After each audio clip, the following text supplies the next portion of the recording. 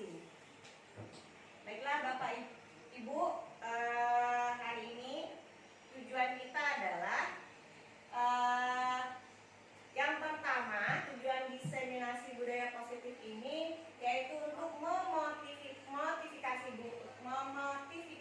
guru dan semua warga sekolah untuk menerapkan budaya positif di lingkungan sekolah.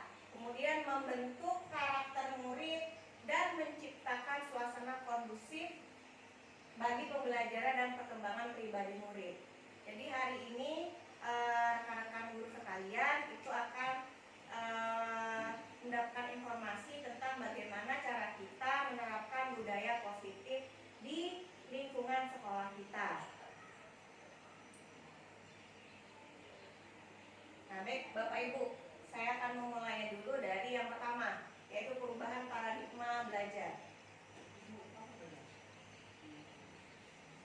Nah, pada dasarnya dulu mungkin waktu kita masih SD atau masih sekolah ya, pembelajaran itu lebih banyak berpusat kepada guru. Benar nggak Bapak Ibu?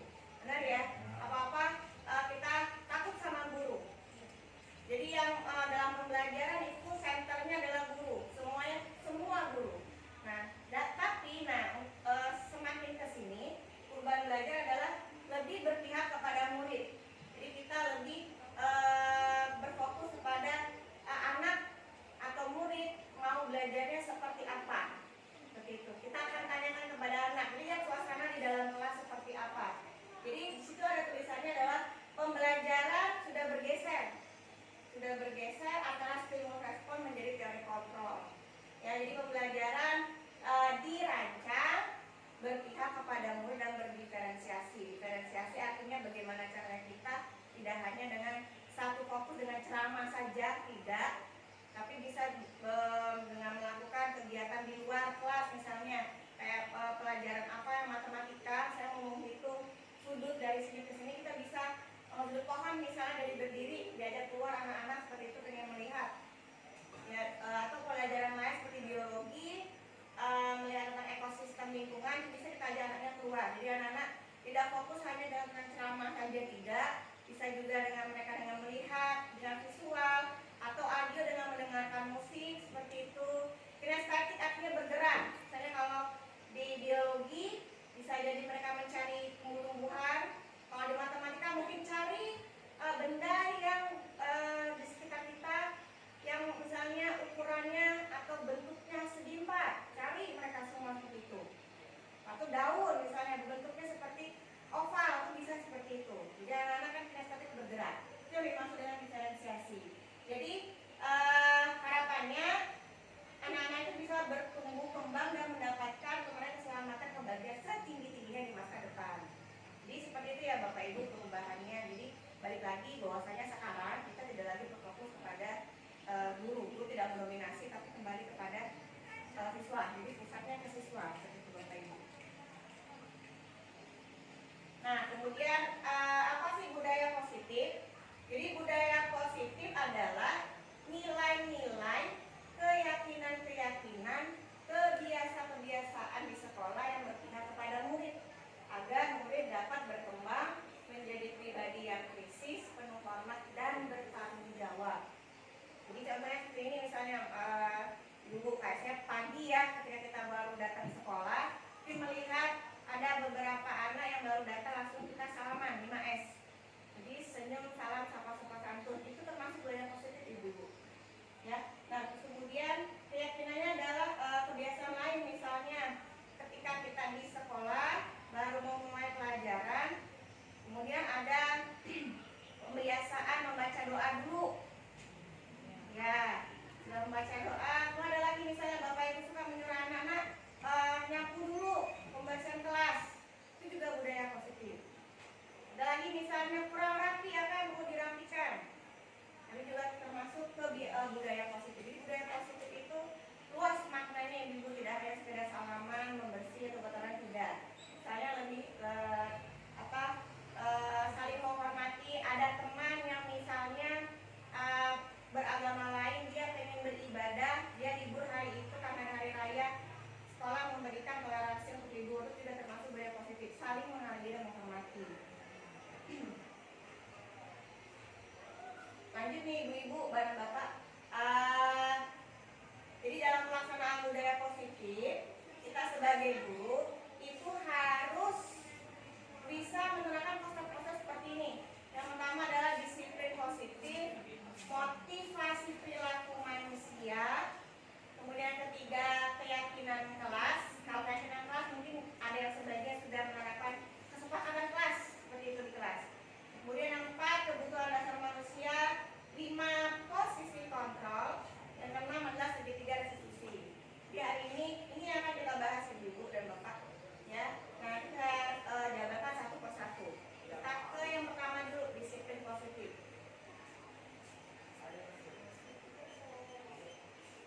Nah ini ibu dan bapak, disiplin positif itu adalah penerapan disiplin yang mengajarkan murid bertanggung jawab dan menumbuhkan kesadaran diri berdasarkan nilai-nilai kebajikan. Nah, nilai-nilai kebajikan di sini maksudnya saling menghormati, menghargai, kemudian misalnya berpartisipasi aktif, lagi ya kebersihan itu nilai-nilai kebajikan, nilai positif ya. Kemudian disiplin sering kita maknai dengan sesuatu yang dilakukan untuk mendapatkan kepatuhan, benar nggak ibu? Bapak, kalau disiplin itu pasti, aduh ini pasti kepatuhan. Kalau nggak patuh pasti kena hukum. Seperti itu kan? Pada umumnya seperti itu kita berpikir. Akhirnya apa? Menimbulkan ketidaknyamanan anak. Gitu. Ya, makanya sekarang ini sudah berubah maknanya. Kalau dulu kita berpikir seperti itu, disiplin. Kalau nggak disiplin, nggak pakai baju dengan seragam yang rapi, pasti kena hukum.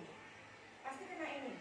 Terus apa-apa pasti kita nanti apa hukumannya? Entah itu atau lapangan. Seperti itu ya ibu ya. Nah padahal enggak. Kalau sekarang disiplin tadi sudah berubah maknanya. Nah ini harapannya dengan menerapkan disiplin positif, murid bisa memahami dan menyadari berdasarkan motivasi internal dalam dirinya. Jadi bukan karena keterpaksaan ujian ataupun karena hukuman seperti itu. Nah kita lanjut ke motivasi perilaku manusia. Motivasi perilaku manusia ada 3. Yang pertama, kita termotivasi karena apa? Yang pertama, untuk menghindari ketidaknyamanan dan hukuman. Tuh, jadi contohnya seperti ini. Apa ya yang akan terjadi kalau misalnya saya tidak melakukannya? Itu termasuk motivasi.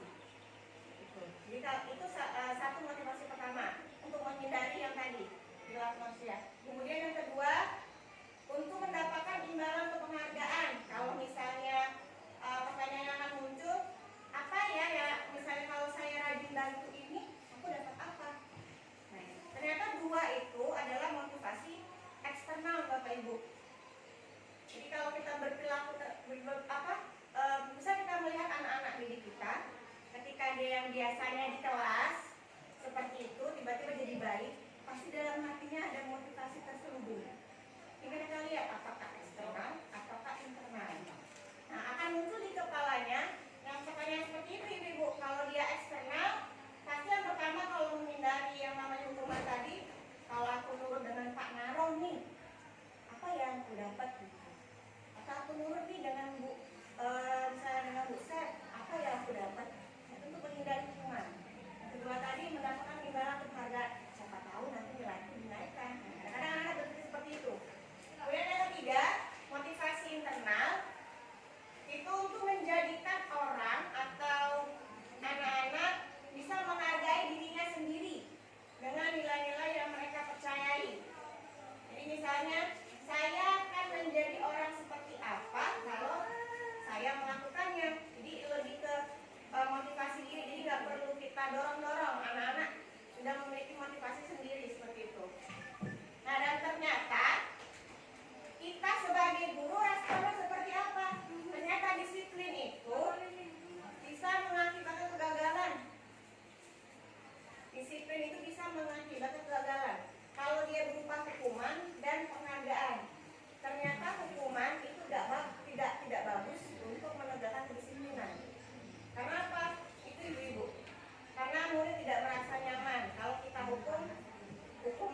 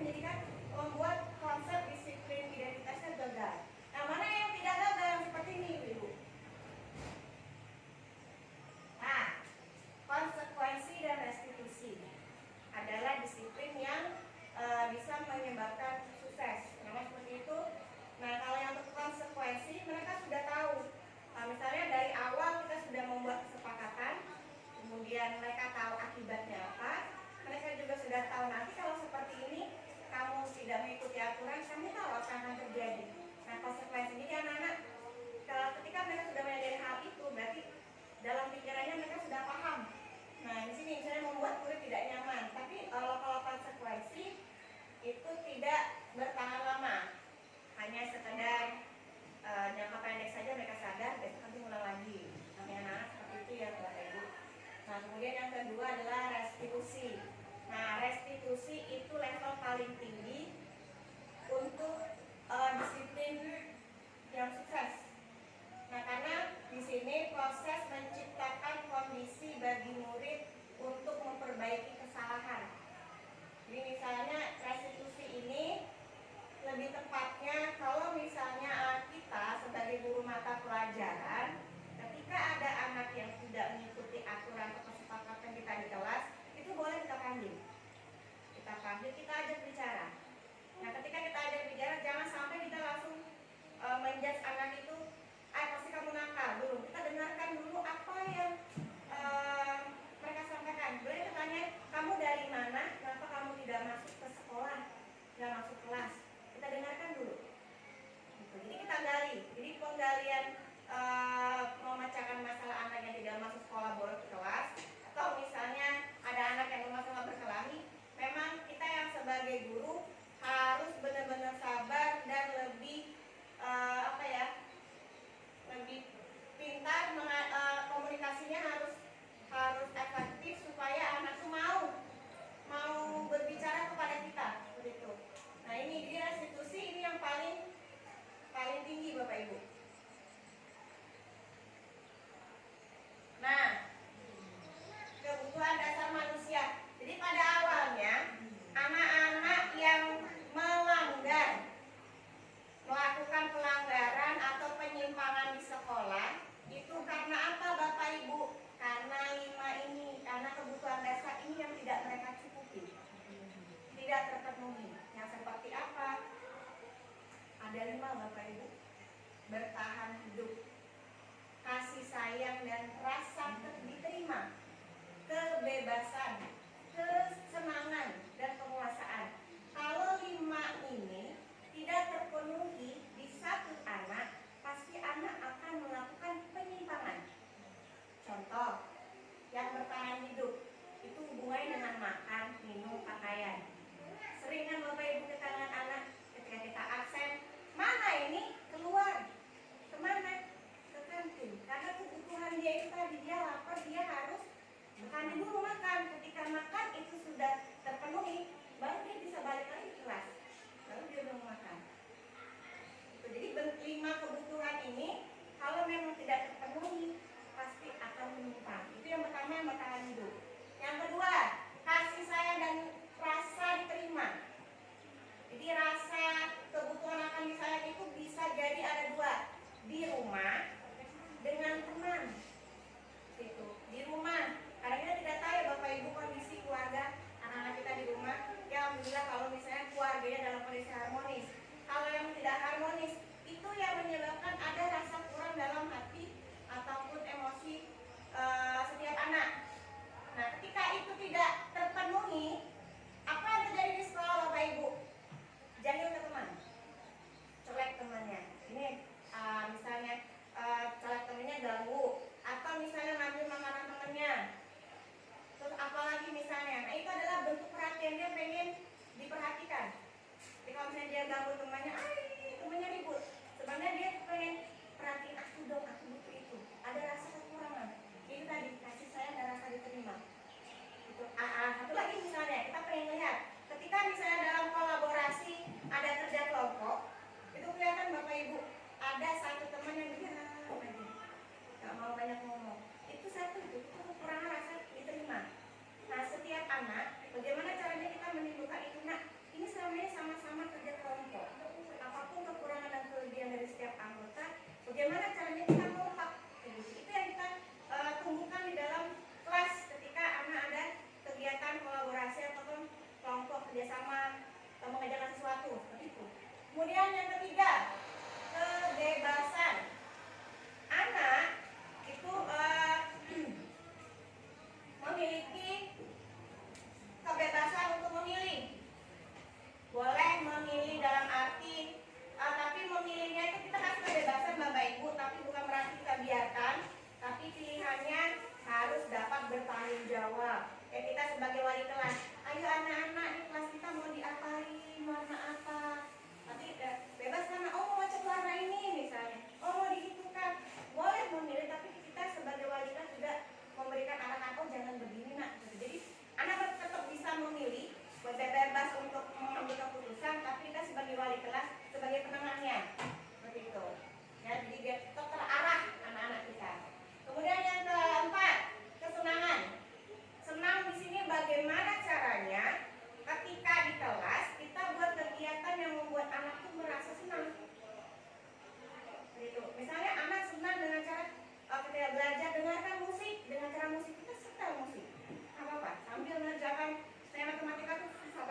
hitungan. Nah, mereka sambil mendengarkan musik. Nah, itu untuk anak yang audio. Yang visual, bisa jadi dari layar laptop kita putar lagu plus sama ada videonya juga. Itu boleh. Kalian bahasa Indonesia tuh lebih enak di naratif ya. Naratif kayak misalnya bercerita seperti itu, ada gambarnya atau ada suaranya, itu semua tercover yang audio, kemudian visual dari matanya.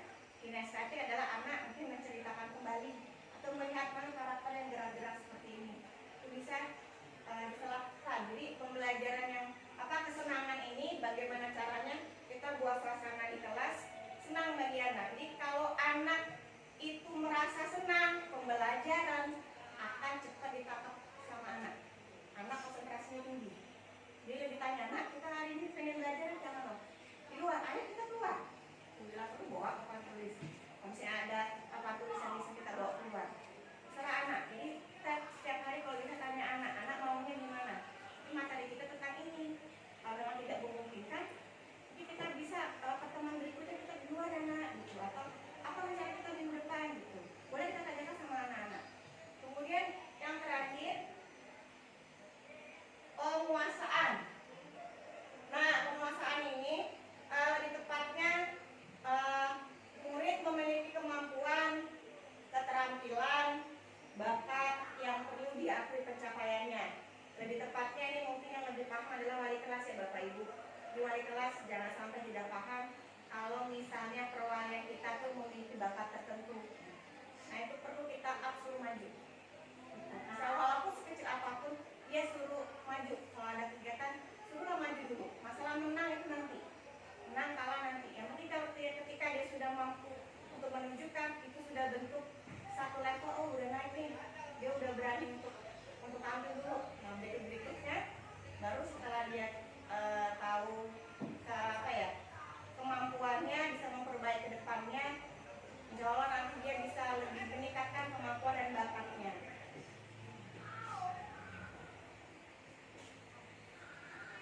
Nah, kita lanjut ke posisi kontrol guru. Kita lihat kira-kira Bapak Ibu berada di kontrol mana nih? Ya, ada 5 Bapak Ibu. Penghukum, pembuat rasa bersalah, sebagai teman, sebagai pemantau, kemudian sebagai manajer. Kira-kira Bapak Ibu kalau di kelas lebih sering jadi apa nih Bapak Ibu dari 5 ini? Penghukum, pembuat rasa bersalah, teman, pemantau, atau manajer Bapak Ibu. Misalnya kalau ada anak yang kadang-kadang suka terlambat, langsung kalian marah. Ayo lebih kemana Bapak Ibu? Teman, ada teman atau penghukum? Penghukumnya seperti ini Bapak Ibu. Misalnya ada anak yang telat masuk, langsung gimana marah? Nadanya yang tinggi, tangan kita nunjuk-nunjuk seperti itu. Iya. Bapak ya, ya itu penghukum tuh dikit. Nanti kamu terlambat, lari dulu ke lapangan. Nah itu penghukum. Jadi lebih fisik dia. Gitu. Pembuat rasa bersalah. Kalau pembuat rasa bersalah lebih kepada kita menasihkan anak, kamu ini benar-benar mau kecewa ke bapak. Kamu tahu nggak? Kalau kamu terlambat akhirnya apa? Teman-teman kamu nggak belajar. Menyalahkan segala sesuatu kepada anak. Itu yang pembuat rasa bersalah. Kalau teman, ya tahu sendiri ya Bapak Ibu, kalau teman ngajak ngobrol seperti teman. Pemantau, pemantau ini lebih kepada kamu tahu nggak aturan? Jadi ngikutin aturan dulu. Masuk jam berapa? Jam 7. Hari ini harus pakai baju apa? Kenapa kamu nggak pakai baju ini? Kamu tahu akibatnya ini pemantau. Jadi pemantau ini lebih kepada mengingatkan aturan-aturan sekolah. Aturan sekolah ini pemantau. Kalau manajer itu menangkap semuanya Bapak Ibu. Jadi lebih kepada seperti konseling ya. Jadi kalau misalnya ada anak yang nggak masuk, kita lihat dulu baik-baik. Menurut kamu manajer ini lebih kepada kesalahan kamu apa nak? Oke, dari kesalahan ini apa yang kamu dapat? Jadi anak suruh berpikir sendiri. Kira-kira kedepannya bagaimana? Dia jawab sendiri. Itu manajer. Jadi anak menemukan sendiri solusi terbaik dari permasalahan yang dia timbulkan sendiri. Jadi menurut Bapak Ibu dari 5 ini yang paling ideal itu yang mana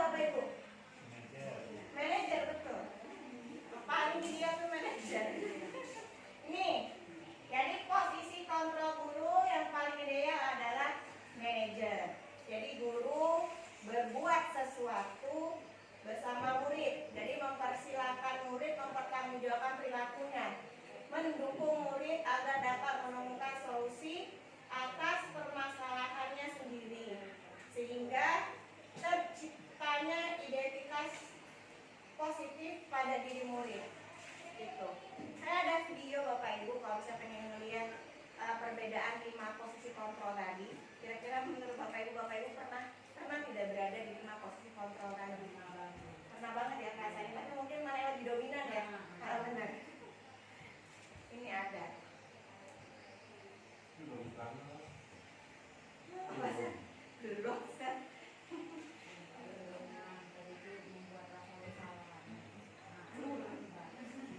Iya. Mungkin kalau guru BK lebih ini ya. Oh, hukum itu Bu. Karena ini. Tapi ditanya dulu dari mana nak? Nah, tinggal mana yang lebih dominan? Oh, kenapa kasih? Oh, kita lihat dulu apa? Masuk angin.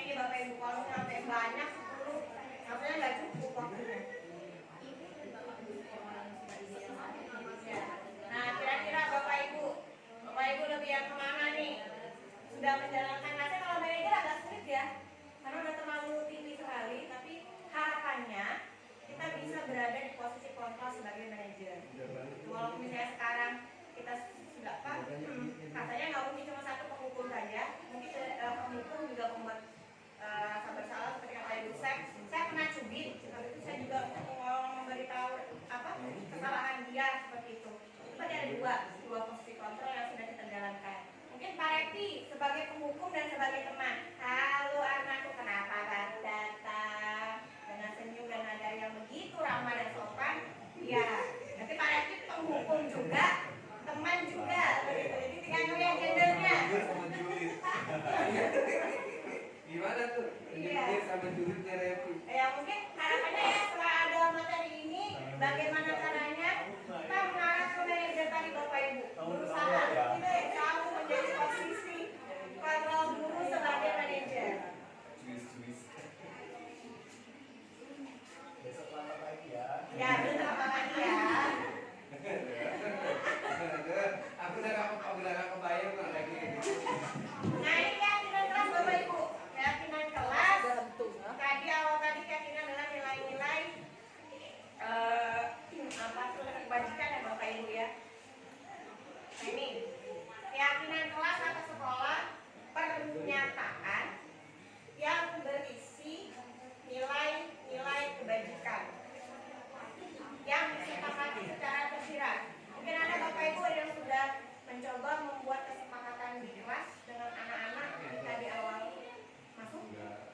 Nah sudah ya Bapak Ibu. Nah mungkin ketika kita membuat kesepakatan itu masih menggunakan kalimat yang negatif, menggunakan kata tidak atau jangan. Nah itu diubah Bapak Ibu. Ya, kita buat kalimatnya menjadi lebih positif. Harapannya dengan penerapan keyakinan kelas, anak bisa lebih tergerak dan bersemangat untuk menjalankan keyakinan daripada hanya sekedar mengikuti serangkaian peraturan tertulis tanpa makna. Menurut Bapak Ibu, peraturan dengan keyakinan sama atau beda Bapak Ibu? Peraturan sekolah dan keyakinan kelas sama atau beda Bapak Ibu? Peraturan.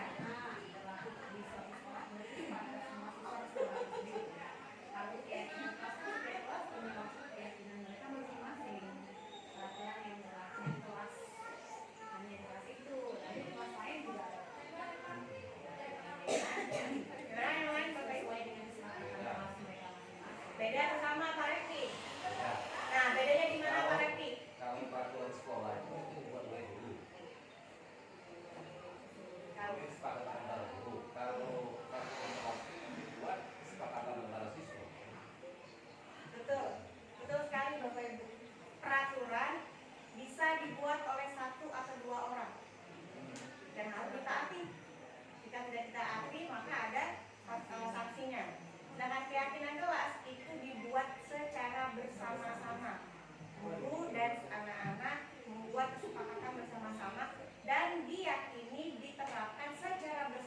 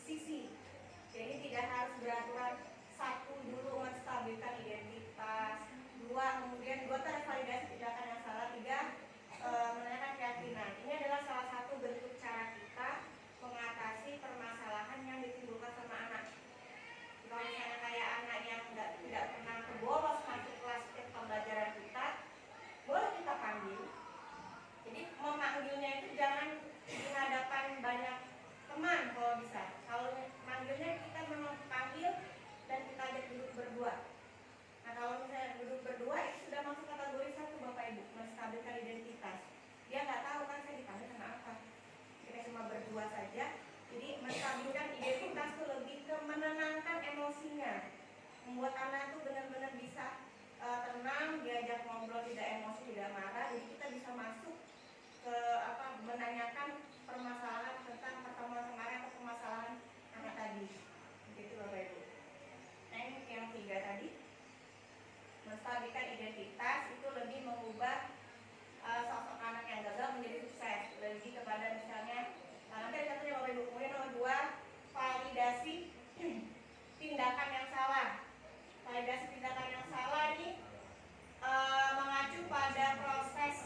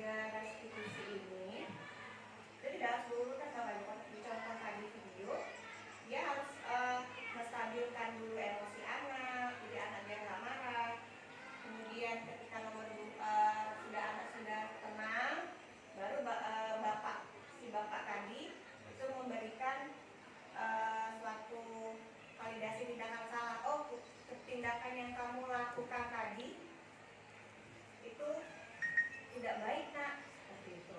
Ada kata-kata seperti itu ya Bapak Ibu. Kemudian yang ketiga, menanyakan keyakinan, bertanya kepada anak, kira-kira solusi terbaik ke depannya seperti apa. Nah, itu yang nomor 3. Boleh berantakan atau misalnya tidak beraturan, tidak masalah Bapak Ibu, itu boleh.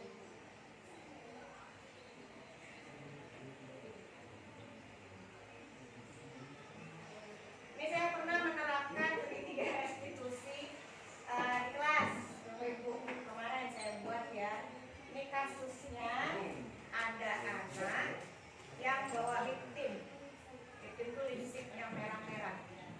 Jadi saya ambil dulu, ketika saya sudah ambil, ini rekaman yang sudah saya coba terapkan segitiga restitusi di kelas. Suaranya agak-agak kurang jelas ya Bapak Ibu. Hah? Tidak. Pengennya terang, kita nggak punya mic. Iya, kalau ada mic mungkin lebih bagus. Suara yang pas 12 IPA berapa? 3. Jangan makan dulu.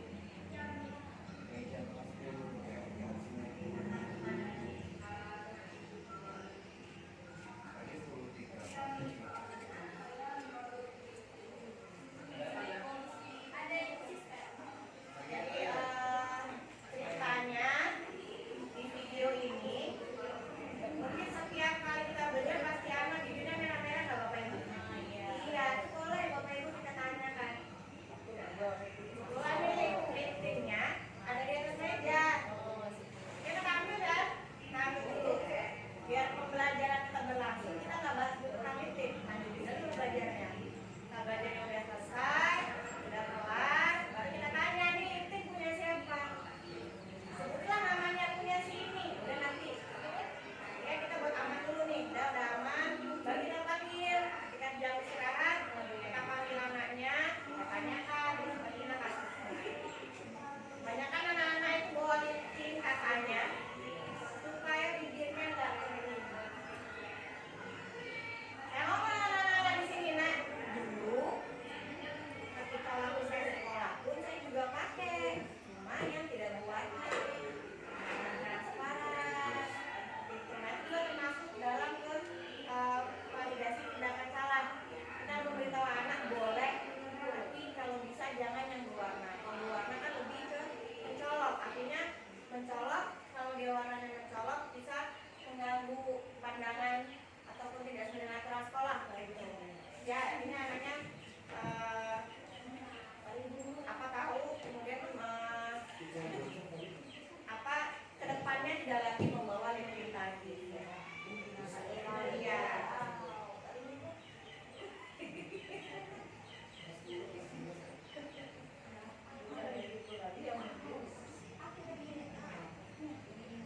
Bapak Ibu ada yang mau ditanya nggak? Nih. Boleh bertanya Bapak Ibu. Atau mungkin Bapak Ibu curhat di depan Bapak Ibu selama Bapak Ibu menjadi guru, mungkin terkesan di posisi 5 kontrol tadi. Ini saya dulu pernah menjadi penghukum sampai anaknya itu misalnya nggak pernah masuk lagi ke kelas saya. Ada nggak Bapak Ibu yang mau bercerita atau yang bertanya? Boleh Bapak Ibu. Saya sedikit bercerita aja ya. Oh di sini ya? Ya, maju lagi Bapak. Pak Rojati, ya. Nama Bapak Pak Rojati di kelas seperti itu. Baik, terima kasih. Assalamualaikum warahmatullahi wabarakatuh. Waalaikumsalam. Berdiri ya? Ya, berdiri Bapak. Jadi di sini saya ingin bercerita. Yang pertama terkait dengan posisi kontrol gitu kan. Tadi ada posisi kontrol itu ada 5 gitu ya. Nah, sebelumnya kan saya pernah mengajar di SMA 2 gitu ya. SMA 2 dan lebih dominannya lebih ke friendship gitu kan, dari Teman ya, Bapak ya? lebih ke teman kayak gitu, karena memang yang mereka butuhkan sebenarnya bukan hukuman, bukan yang lain-lain, jadi pemantau kayak gitu ya. Kamu tahu nggak? Mereka sudah paham tuh aturan-aturan kayak gitu. Jadi lebih kepada friendship dan memang lebih kepada arahan bimbingan kayak gitu kan. Jadi itu yang selama ini yang kurang lebih hampir 12 tahun saya lebih dominannya jarang sih menghukum kayak gitu ya, membuat rasa bersalah gitu-gitu, karena saya lebih gak dominan nemenin anak-anak yang oh kamu begini loh, kamu usaha misalnya kayak di sekolah ini kan biayanya mahal, kemudian gini-gini. Nah itu jarang saya lakukan di situ, karena ini yang bagian membuat bersalah. Dominan biasanya dulu seperti itu. Jadi lebih kepada level yang ketiga, itu yang sering saya alami. Nah ketika ini pengalaman ketika saya kesini gitu ya, ini sedikit bercerita bahwa ya ketika menghukum saya lagi mulai gitu kan, mulai menghukum apa ya, menghukum itu lebih ke apa ya, karena saya menghukum anak kadang-kadang ya, dulu pernah ketika di sini ya tadi di lapangan kadang-kadang itu itu ada yang kayak ini yang ini nggak ikut lari kayak gitu ya, pernah, karena ya apa ya, ternyata beda tempat beda situasi. Nah seperti itu, jadi mereka juga saya dukung, saya itu enggak gitu, jadi mereka jadi nyari temennya buat dihukum bareng-bareng kayak gitu ya. Ini ya Pak ya maksudnya. Nah itu jadi apa ya, kemudian kalau bersalah jarang lah kayak saya di sini. Nah jadi nggak tahu dalam konteksnya di sini apakah level saya ini salah atau tidak, karena memang tadi itu misalnya pernah hukum, saya pernah gini ya, marahin gitu ya, ada semburu gitu terjadi ini, saya nggak tahu itu benar atau salah gitu kan.